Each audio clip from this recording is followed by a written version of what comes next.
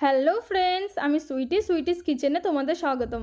আজকে আমি বানাবো পাঁচফোড়ন দিয়ে ডিম আলুর ঝোল। তো কিভাবে বানাচ্ছি ভিডিওটা শেষ পর্যন্ত দেখতে থাকো। এখানে আমি একটা কড়াই বসিয়েছি, তেল দিয়েছি সরিষার তেল, আর এখানে অল্প পরিমাণে হলুদ আর লবণ দিয়ে দিলাম। এখানে আমি প্রথমে ডিমগুলো ফ্রাই করে নেব। এখন আমি ডিমগুলো একটা একটা করে দিয়ে দিচ্ছি। দেখো ডিমগুলো আমি দিয়ে দিয়েছি, এখন ফ্রাই করে নিচ্ছি।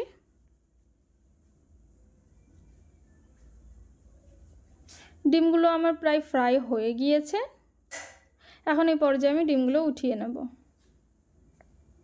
এখন একই কড়াই আমি আরও কিছু পরিমাণে সরষের তেল দিলাম, রান্নাটা করব।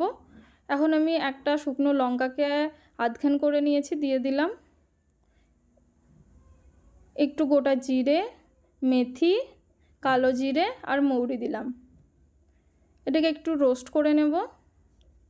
এখন পেঁয়াজ কাটাগুলো দিয়ে দিলাম। পেঁয়াজটাও একটু নরম হওয়া পর্যন্ত ফ্রাই করে নেব। দেখো পেঁয়াজগুলো নরম হয়ে গিয়েছে। এখন এই পর্যায়ে আমি আলুগুলো দিয়ে দেব। আলুগুলোকেও পেঁয়াজের সঙ্গে ভালোভাবে ফ্রাই করে নেব। এখন আমি এই পর্যায়ে আলুর মধ্যে টমেটো কেটে রেখেছিলাম, সেগুলোই দেব। টমেটোটাকেও আলুর সঙ্গে একটু রোস্ট করে নিয়েছি। এখন পরিমাণ মতো লবণ দিলাম, পরিমাণ মতো লঙ্কা গুঁড়ো, হলুদ গুঁড়ো, জিরে গুঁড়ো আর ধনে গুঁড়ো। আলুগুলোকে মশলার সঙ্গে খুব ভালোভাবে কষিয়ে নেব। দেখো আমার আলুগুলো খুব সুন্দর কষানো হয়ে গিয়েছে। এই পর্যায়ে আমি জলটা দিয়ে দেব।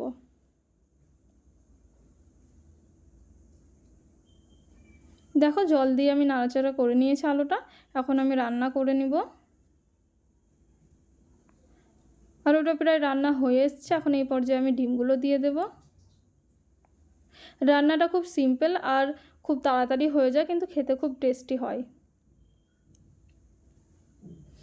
দেখো আলু দিয়ে ডিমের ঝোল আমার রান্না হয়ে গেছে।